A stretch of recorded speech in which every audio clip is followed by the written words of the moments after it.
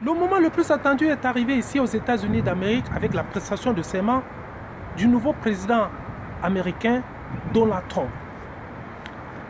Zakaria, journaliste à CNN, disait que Donald Trump est comme un cancer pour la démocratie américaine et Bill Clinton disait, je cite, que ce dernier ne sait rien faire sauf rendre la blanche agressive, xénophobe et parfois très analphabète.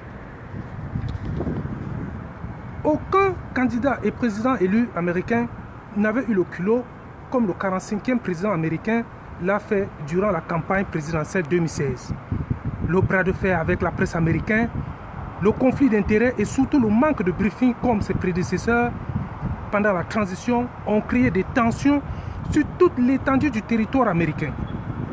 Après avoir renvoyé à plusieurs reprises les rendez-vous avec les hauts cadres de la CIA et du FBI concernant le soutien de la Russie sur le système électoral qui l'a fait triompher devant Hillary Clinton, le président Donald Trump à plusieurs reprises a confirmé qu'il est le seul à savoir qui a pu encourager ce trucage du système électronique américain qui est devenu peut-être très vulnérable. Alors, c'est le leader des sénateurs démocrates, Chuck Schumer, et les sénateurs comme John McCain du Parti républicain qui donneront le fil à retordre au président élu dans les prochains jours. Les 100 premiers jours du nouveau patron de la Maison-Blanche annoncent déjà une effervescence. Et pour la toute première fois depuis ce matin, 50 leaders du Parti démocrate n'assisteront pas à la cérémonie qui se tiendra tout à l'heure, car après le tweet de Donald Trump qui qualifie Lincoln des droits civils américains, John Lewis, d'être un homme bavard, sans action, ajoutera de l'amertume sur le climat qui était déjà très tendu depuis la campagne présidentielle de 2016.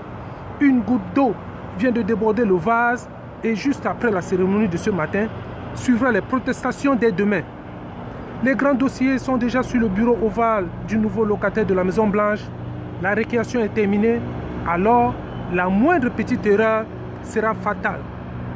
Car c'est le tout premier président élu qui a jusqu'à présent une très faible cote de popularité. Alors, bienvenue les grands titres des journaux. Thierry Mbous depuis Washington.